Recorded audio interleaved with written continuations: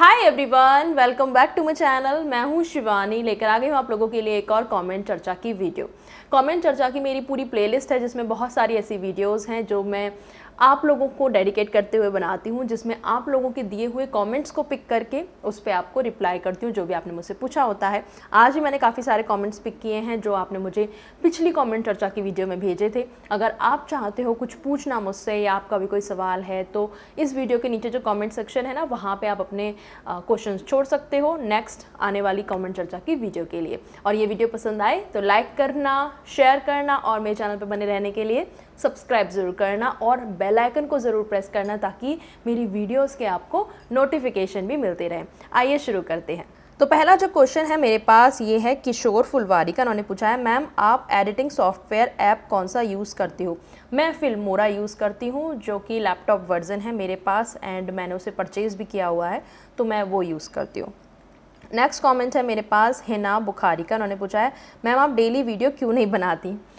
Dear, सच बोलूँ तो time नहीं मिल पाता इतना। मैं कोशिश करती हूँ निकालने की। जैसे पहले हमारी 4 वीडियो आती थी हफ्ते की। संडे में कमेंट चर्चा आती थी और मंडे, वेडनेसडे एंड फ्राइडे को दूसरी टॉपिक वाइज वीडियो आती थी, लेकिन मुझे वो भी थोड़ा सा हेक्टिक लगने लगा, तो इसीलिए मैंने संडे को ख़त्म करके अभी मंडे, वेडनेसडे एंड फ्राइडे रखा हुआ है। मंडे को कमेंट चर्चा एंड वेडनेसडे एंड फ्राइडे को दूसरी वीडियोस। बाकी हमारे व्लॉग चैनल पे भी अभी मैं एक्टिव हो चुकी हूँ और जब यहाँ वीडियो नहीं आती तो मैं कोशिश करती हूँ कि हमारे व्लॉग चैनल पे कोई व्लॉग आए या कोई मोटिवेशन वाली वीडियो या अपनी लाइफ से मैं कुछ आपको अपने पुराने किस्से सुनाती हूँ, तो वहाँ पे आप हमें सब्सक्राइब कर सकते हो। अगर आप मेरी डेली वीडियो देखना चाहते हो तो जब यहाँ नहीं आ रही वीडियो तो वहाँ की देख सकते हो। चैनल का नाम है पॉजिटिव रियलिटी, डिस्क्रिप्शन बॉक्स में उसका लिंक भी मिल जाएगा। नेक्स्ट कॉमेंट पे आते हैं, ये है निरूपलाल का। उन्होंने पूछा है, मैम प्रेगनेंसी के टाइम पीरियड होता है क्या?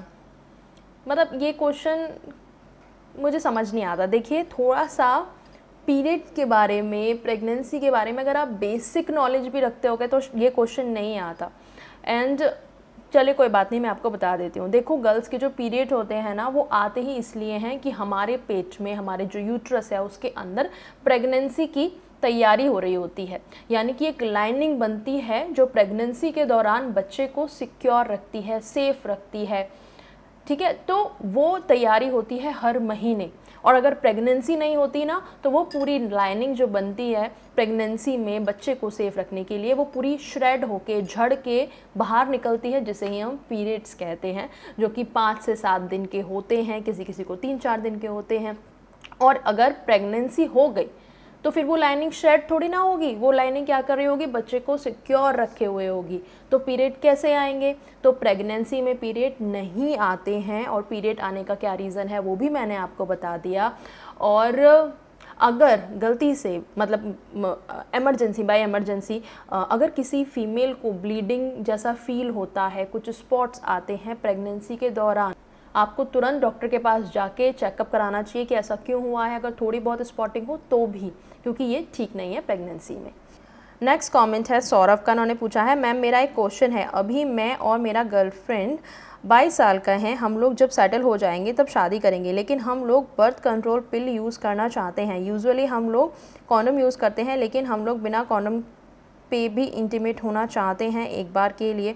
तो कुछ सजेशन दीजिए कि कैसे हम एक बार के लिए बिना कॉन्डम के इंटीमेट हो सकते हैं। हम लोग मंथ में एक बार मिलते हैं और कभी कभी 3-4 मंथ बाद भी मिलते हैं, तो हमारे लिए कौन सा मेथड सही रहेगा? आपके लिए जो आपकी कंडीशन आप बोल रहे हो, तो फिर तो कॉन्डोम ही सही है, क्योंकि जो रेगुलर बर्थ कंट्रोल पिल होती हैं वो रेगुलर बेस के लिए होती हैं, कि रेगुलर बेस पे अगर आप इंटीमेट होते हो, क्योंकि वो पूरे महीने लेनी होती हैं। और कुछ दिन होते हैं पीरियड से पहले कि उसमें नहीं लेनी होती हैं बस। तो मतलब वो रेगुलर बेस की पिल हैं जो कि रेगुलर इंटीमेट होने वाले लोगों के लिए हैं। जैसा कि आप बोल रहे हो कि 3-4 महीने का गैप भी हो जाता है, तो ऐसे में आपकी जो गर्ल पार्टनर है उसको ये पिल नहीं लेनी चाहिए मेरे हिसाब से तो। और जो बाकी के और भी मेथड हैं, जैसे कि इंजेक्शन वाला मेथड है, वो 3 महीने में एक बार लगता है, वो भी उन लोगों के लिए है जो रेगुलर इंटीमेट होते हैं। जैसा आपका कंडीशन है तो आपके लिए तो फिर कॉन्डोम ही बेस्ट रहेगा। और कभी 1-2 बार आपका मन है बिना कॉन्डोम के यूज़ करने का, तो आप सेफ डेज कैलकुलेट करके काउंट कर सकते हो एंड बाहर फॉल आउट कर सकते हो। आप अंदर डिस्चार्ज ही ना हो तो वो वाले मेथड आप यूज़ कर सकते हो। और इन पे मेरी वीडियो है, सेफ डेज पे भी मेरी वीडियो है, कैसे काउंट करनी है, डिस्क्रिप्शन बॉक्स में लिंक दे दूँगी, तो वहाँ से आप चेक कर लेना। नेक्स्ट कमेंट पे आते हैं, ये है आशीष साहू का। उन्होंने बोला है, हाय दी, I am sorry, I am going to disturb you a bit again, it's okay. So I have had doubts for the past few years that how to spread awareness of harassment regarding sexual, physical, emotional and as well as mental in kids in our home. I have the answer but the answers are applicable to the adults. ठीक है, मैं समझ गई आप क्या कहना चाह रहे हो कि मतलब छोटे बच्चों में अवेयरनेस हम कैसे लाएं। देखिए, जो एज आपने बताई है जैसे कि 4 साल 5 साल, जैसे कि फॉर एग्जांपल मेरी बेटी भी उस उम्र में है, तो मैं आपको बताती हूँ कि मैं उसको क्या सिखाती हूँ। सबसे पहले तो स्ट्रेंजर्स के तरफ थोड़ा सा कॉशियस रहना चाहिए, ये मैं उसे समझाती हूँ, सिखाती हूँ। और छोटे बच्चों को क्या है ना, उन्हें हमें चीज़ें रिपीट करके बतानी होती हैं, अलग अलग सिनेरियो में उन्हें बताना होता है, याद दिलाना होता है कि मैंने तुम्हें क्या बताया था। ठीक है, जैसे कि हम कोई मूवी देख रहे हैं या कोई सीरियल देख रहे हैं, उसमें ऐसा कुछ सिनेरियो आया कि जैसे बच्चे को किडनैप कर लिया गया है या कुछ गुड टच बैड टच वगैरह की कुछ बात अगर दिख रही है, तो हम उसे बुला के दिखाते हैं, बिठाते हैं कि देखो बेटा ऐसे भी होता है, ये गलत होता है, या आपको इस चीज़ से कैसे बचना है। तो बेस्ट मुझे यही लगता है कि हम उसे जैसे कुछ चीज़ दिखाएं कि दूसरे बच्चे के साथ ये गलत हो रहा है, ऐसा नहीं करना है, या नहीं तो खुद से ही सिनेरियो बना के समझाइए। मुझे ऐसा लगता है कि स्टोरी वाइज हम बच्चों को अगर कुछ सीख देते हैं तो वो उन्हें ज़्यादा याद रहती है। जब तो हम बच्चों को मॉरल स्टोरी सुनाते हैं, उनको कुछ मॉरली हमें सिखाना होता है, तो ऐसे ही आप एक स्टोरी बना के उन्हें समझा सकते हैं। जैसे कि मैं आपको एक स्टोरी सुनाती हूँ कि एक बच्चा था एक स्कूल में, उसके साथ ऐसे हुआ, उसका कोई एक अंकल थे, वो उसे इसी तरीके से टच करते थे, लेकिन वो बैड टच होता है, वो गुड टच नहीं होता है। हमें कभी भी किसी को खुद को बैड तरीके से टच नहीं करने देना है। ऐसे करके हम स्टोरी बना के आप उन्हें सिखाओगे ना, तो उनको ज़्यादा अच्छे से समझ आएगा। एंड ये चीज़ें आप रिपीट भी कर सकते हो। जैसे कि एक दिन में आपको, जैसे रात में सोते हुए टाइम में आपको उन्हें 2-3 स्टोरी सुनानी है, 1-2 ऐसी नॉर्मल मॉरल स्टोरी सुनाई और एक इस तरीके की स्टोरी सुनाई, तो क्या है ना, कॉन्स्टेंटली बच्चे के कॉन्शियस में ये चीज़ें बैठनी शुरू हो जाएंगी कि हाँ ये चीज़ गलत है, ये चीज़ सही है। तो आप ऐसे ट्राई करके देखना। मेरे लिए तो ये तरीका आई थिंक काम करता है एंड आई होप आपके लिए भी काम करे। नेक्स्ट कमेंट पे आते हैं, ये है अभय पात्रा का। उन्होंने पूछा है, मैम HIV एड्स कैसे होता है और कैसे जाने। देखिए, जानने के लिए तो HIV की टेस्ट होती है जिसमें ब्लड लिया जाता है और उससे टेस्ट किया जाता है, रिपोर्ट आती है, उसमें आ जाता है आप HIV नेगेटिव हो या पॉजिटिव हो। कैसे होता है, तो किसी भी HIV के संक्रमण में आपका जब ब्लड आता है, वो ब्लड कैसे आ सकता है कि अगर आपको कोई सिरिंज लगी हो या आपको बॉटल चढ़ी हो और वो कहीं ना कहीं कंटेमिनेटेड हो उस चीज़ से, उस वायरस से, तो आपको लग सकता है। दूसरा, अगर आपने फिज़िकल रिलेशन बनाया है, सेक्स किया है, वो किसी भी तरीके का हो सकता है, ओरल, फिज़िकल, जो नॉर्मल सेक्स होता है वो, या एनल, इन सारे तरीक़ों से HIV ट्रांसफ़र हो सकता है। तो अगर आपने ऐसा कुछ किया है और वो जो दूसरा पर्सन था अगर उसको है HIV, तो वो आपको ट्रांसफ़र हो सकता है। इसके अलावा बहुत टाइम पहले जब इसकी अवेयरनेस आ रही थी, तो कुछ लोगों के क्वेश्चन ये भी थे कि जब मच्छर हमें काट जाता है, तो मच्छर क्या है, हमारे ब्लड के कांटेक्ट में आया, फिर उसने जाके दूसरे इंसान को काटा, तो वो ब्लड टू ब्लड ट्रांसफ़र होता है। तो क्या उससे होता है एड्स? तो उससे नहीं होता है।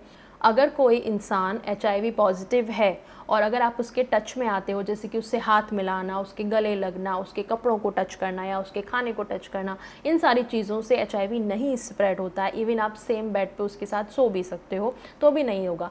सिर्फ HIV स्प्रेड होता है ब्लड टू ब्लड, अगर कांटेक्ट हुआ है उससे, या फिर सीमन से कांटेक्ट हुआ है, सीमन को आपने किसी भी तरीके से अपनी बॉडी में वो गया है, लाइक ओरल के टाइम पे या एनल के टाइम पे या फिर नॉर्मल सेक्स करते टाइम पे, उन सारी चीज़ों से HIV होता है।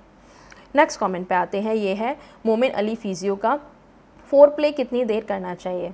यार, आप हमेशा ऐसे क्वेश्चन क्यों पूछते हो? देखो, कुछ क्वेश्चंस आपके सही होते हैं, मैं उनको पिक करके आपको आंसर भी देती हूँ, पर इसका मतलब ये नहीं कि आप बेसलेस क्वेश्चन पूछे जाओ। मैंने कितनी बार, आप मेरे रेगुलर व्यूअर हो, मैं आपको बहुत प्यार से ये चीज़ बहुत बार बोल भी चुकी हूँ, समझा भी चुकी हूँ, आपको क्यों नहीं समझ आता? आप सेक्स को या फोरप्ले को टाइम देख के थोड़ी ना करोगे, घड़ी देखते रहते हो क्या कितने मिनट हुए, नहीं ना। जब जितना आपको सही लगे, जितने में आपको प्लेजर मिले, जैसे आपका पार्टनर रिस्पॉन्ड करे, ये चीज़ें कैलकुलेटिव नहीं होती, बुक वाइज नहीं होती कि किताब में लिखा है और इतना ही करना है, नहीं।